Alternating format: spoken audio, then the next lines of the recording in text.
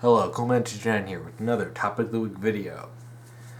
We continue our journey into the horrors that is Legend of Korra with another Book 2 topic. This one focused on what I feel is the worst thing Legend of Korra has done.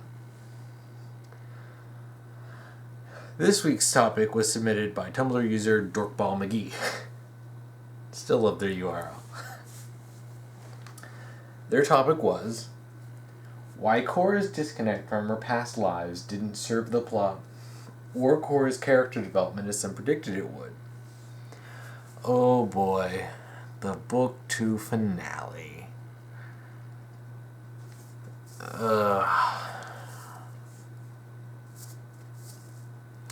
Yeah. There's a reason why I consider... This is the reason why I pretty much outright consider Legend of Korra just non-canon. Book 2, the finale of Book 2 is the main reason.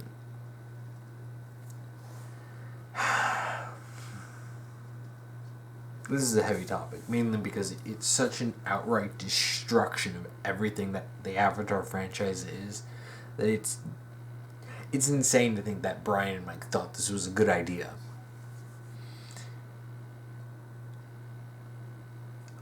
One thing that Korra as a character struggled on is that she never really had her own identity. Basically, the problem is that, like other characters like Mako, she was simply used to be whatever Brian and Mike wanted her to be for the plot.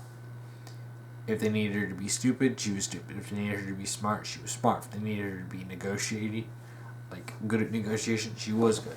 If they just needed her to punch her problems away, that's exactly what she did. She never really became her own character. Outside of the first few episodes, she suffered from several problems, especially like at the end of episode 7, when book 1, of course, when she finally just lets go of Mako and says, my feelings for you are nothing compared to what Asami needs, which is great. And then she just goes back to being completely clueless about romance. Like, oh my gosh, I'm just so innocent. I don't know that Mako's totally hanging on me and sitting in my bed every day. I mean, Korra herself, her understanding of romance oscillated very strongly. Either she's adept at identifying it, like when she realized that Bolin was subtly hitting on her when he first met her, to not even understanding that the date was actually a date, even though he called it a date. Then going back to being able to understand that with barely any hints that Tenzin and Lin dated before. And it's just... A lot of people, for some reason, thought that having all the previous avatars just existing held Korra back. You see, this is talked about quite a bit in Avatar: The Last Airbender. The previous lives of the Avatar exist for a multitude of reasons. One of the reasons being the Avatar state. The Avatar state pulls from the power and skills of all previous avatars. So when you activate it, your power just increased like 1,000-fold. It's plus or more. Who knows how many avatars there have been. So you become ridiculously powerful. If you know how to use it. Like we saw little bits, especially when Kyoshi created Kyoshi Island by literally just lopping off a peninsula and just whoosh. Another reason is to serve as guides, like what Roku did with Aang, to basically explain to them when it's possible, this is what's going on. Like when he explained the Avatar state, They are also there to serve as, mentors to when the Avatar needs to seek counsel.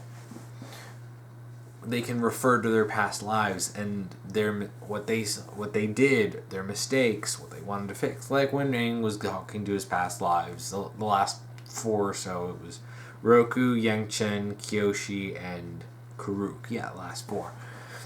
About, should he kill Ozai? And they were all like, kill the bastard. That's what the previous Avatar lives exist for.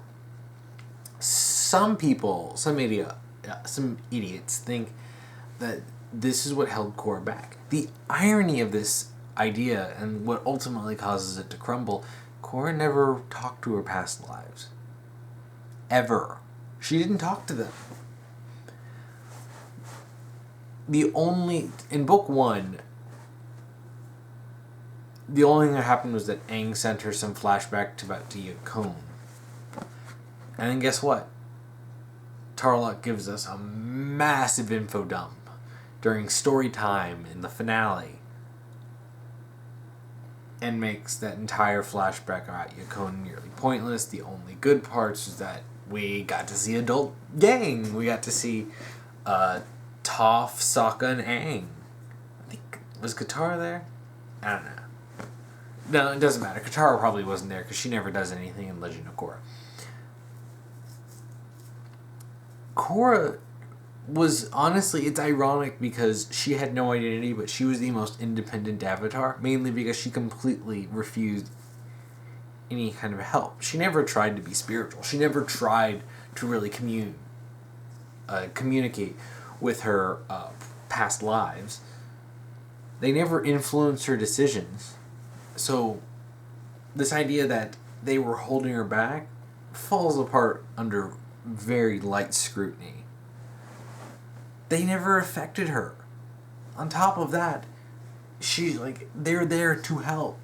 It's like, yes, they can all say something that Korra might not agree with, like what happened with Aang in the finale, when he was, of the finale of Legend of The Last Airbender, when they were all telling him to kill Ozai, and he didn't want to because he felt it was morally wrong, even to kill someone as psychotic and mass murderous as Ozai.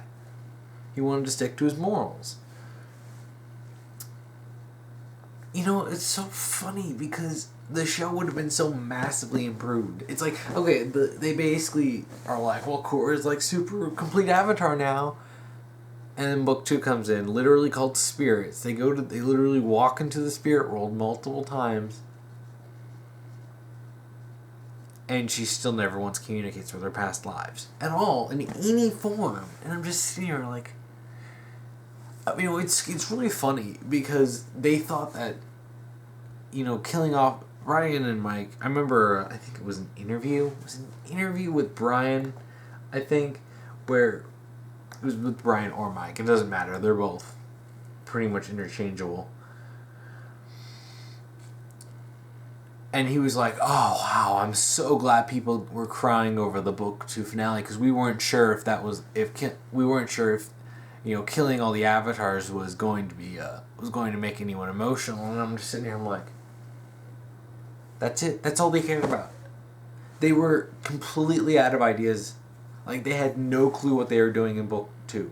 So they literally just did one of the most horrible things. Killing... Now, I don't know. It's unclear if the Avatar lives themselves have been killed off or Korra's connection to them has been severed. I'm not sure. I didn't watch much of book 3, so I'm not sure if they ever specified. But basically, Korra can't talk to her past lives. And she shouldn't be able to have a powerful Avatar state, given that it pulls off the past powers of the previous Avatars, but I guess she can just do whatever she wants now. Because that's what I was thinking. I was like, okay, so she's going to have a diminished Avatar state, right? Nope. Still as powerful as ever, because Korra can't suffer consequences, can she? This did nothing for her character. Like, nothing positive, nothing negative. It literally had no effect. Korra never talked to her past lives. She obviously doesn't need them for the Avatar state, which is all she used whenever she wanted. It didn't affect her at all.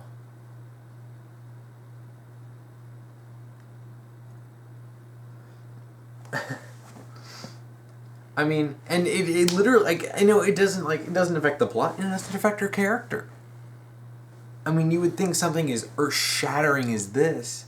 I mean, this is literally what the mythos of the Avatar world is based on. There's a reason the show is called Avatar: The Last Airbender. There's a reason that this is called the Avatar franchise. The whole thing is based on the Avatar, and it's not just because the Avatar is powerful. It's not just because they can bend the four elements. There's so many different spiritual meanings that are put in, and they're just completely missed in Legend of Korra. And when you, I mean, it's not like Aang spent every single episode talking to his past lives, but when he did, there was something meaningful, and that's what Legend of Korra should have done. And hell, this big thing, it's only emotional to people like me, or not people like me, because I recognize it as the bad writing that it is, but it's only emotional to people who are attached to the avatars from Avatar: The Last Airbender. Especially Aang. Yeah, we're just going to kill off Aang in the spirit world. Yeah, this is a good idea. And it's... If someone just watched Legend of Korra, they would probably be going, what's going on right now? It wouldn't have any meaning to them. It's only meaningful to people who watch Avatar: The Last Airbender, especially people like me who watched it when we were kids. We're really attached to this. It holds a lot of nostalgic value. So basically destroying all of that. It didn't make me sad. It made me really confused at first, like, what was going on? Because Rava establishes that her and Wan are permanently fused, so you'd think that would mean something, but Unavatu can just pull her out and just go. And then I got mad when I realized exactly what had just happened. I'm just like, what the hell? What? And it was done just for a cheap shock twist. And you realize it was cheap because it never affected the story. Korra doesn't actually, make some... If this happened, and one of the main plot lines in Book 3 was Korra trying to reconnect with her past lives, I would accept that. It would affect the plot, and Korra would be recognizing that what had happened was bad and she needs to get it back, and Korra would actually be doing something positive. That didn't happen. What we got with the Red Lotus and all of their stupidity. And it's odd because there's so little you can say, because there's so little substance to this plot twist. There's so little substance to this plot. There's so little substance to Legend of Korra. You can't analyze Legend. I see so many different analytical posts about Legend of Korra, and most of the stuff is either misinterpretation, going entirely off headcanons, or they're literally just making stuff up. Or they're forcibly trying to make comparisons to things from The Last Airbender, which are usually more, superficial similarities than anything. It's just like...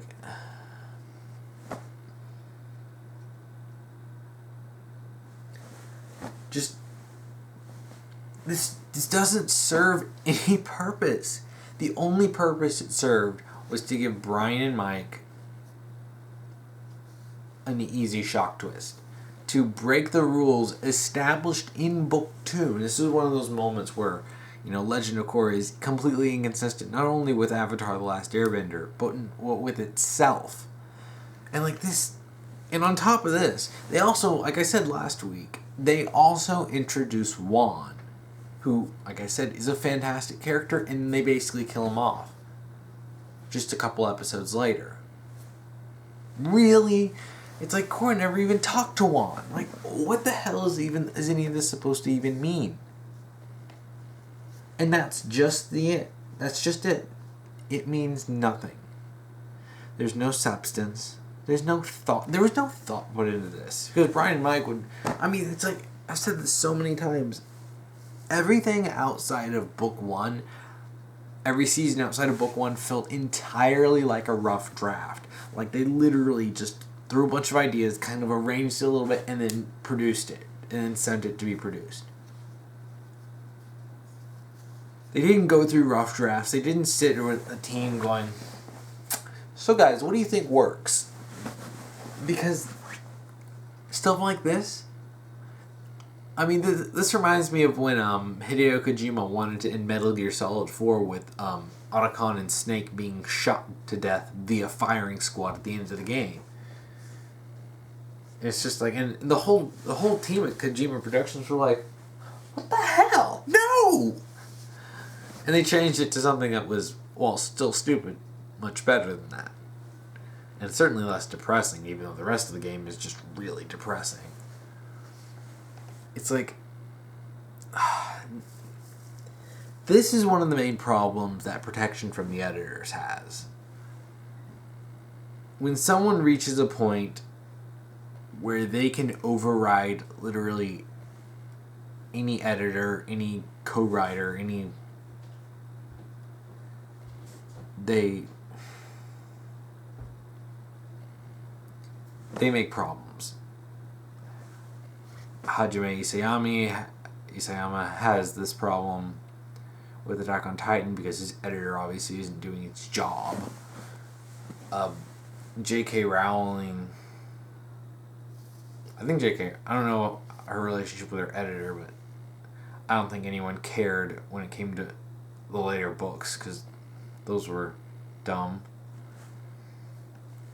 Hideo Kojima is one of the biggest examples. He literally does whatever he wants. He has destroyed his franchise. Like, Metal Gear Solid is a rotten franchise at this point with only a couple of good games. Because Hideo Kojima is a selfish bastard and he is entirely egotistical. But that is a topic for another day. I'm talking about Legend of Korra. Brian and Mike, they got so much credit. They stole so much credit for Avatar: The Last Airbender. They may have created it, but they didn't make it great. And crap like this, where they destroy the foundation of what the Avatar franchise is a key reason why no one should have protection from editors. Because, you know, even me, when I come up with story ideas, whenever I'm actually working on them, I always get second opinions. I always go to a friend and I'm just like, okay, what do you think of these ideas? And I want to hear from a second perspective what they think. That's what Brian and Mike should have been doing. That's what happened in Avatar: The Last Airbender. They were contributors to a team under Aaron Eraz. I don't know. I can't remember exactly how his last name is spelled. But yeah, he was the head writer. They had a dozen plus 24 writers, and then Brian and Mike were there too. They came up with some ideas, but they were honestly small fish compared to the rest of it. The rest of the writing team, and it's clear why. When they're on their own, they create crap like Legend of Korra. They do things like destroy the Avatar line for no reason. It doesn't work. It just doesn't work. Brian and Mike don't care. I mean, we can see how little they care with so many, like book 3, just throwing so many random things, like Su Yin just suddenly exists. I hate Su Yin. She shouldn't exist. The Red Lotus that apparently had been around this entire time, even though there was no sense of danger when they found Korra. Just, ugh.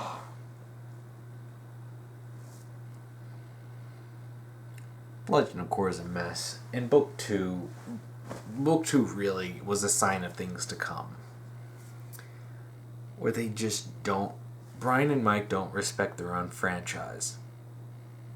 And that's pretty much the problem. They have no respect. Because to them, this is just a source of income. They really wanted to make money. And they're obviously not really good at their jobs of writing. So what did they do? They rode the coattails of Avatar: The Last Airbender. And it's obvious with the increasing number of throwbacks and references to Avatar: The Last Airbender. Like, hey, by the way, Toph is alive. even though she was confirmed dead before book 1. But whatever. I'm rambling at this point. I think I covered the whole topic. The disconnect from our lives didn't serve Korra. It didn't serve Korra. It didn't serve the plot. It didn't serve any reason but to give Brian and Mike something that they could try to make you emotional with. That's all it was. It was a cheap shock twist for emotion. Cheap emotion. And it served no bearing on anything. Because Korra didn't care about her past lives. Well, I think that's it for today. I think this should be shorter than last week's episode. Yeah, so if you want to submit a topic, if you're on YouTube, just submit the topic below. Ask me a question. Or if you're on Tumblr, just send me an ask and put topic : and then submit your topic. Just remember to make it specific and something that I'm familiar with. Something that something fairly specific. Don't just give me what are your opinions on X. Give me something to talk about. Because if you give me what are my opinions, I'll talk to you for an hour. Which I've practically done. I want to try not to repeat mistakes I made, like with my Mass Effect video, where I did do what are your opinions. Yeah, so I'm trying not to repeat that. But also remember to follow the rules, which I will post below when submitting your topics. So, thank you. Thank you for watching.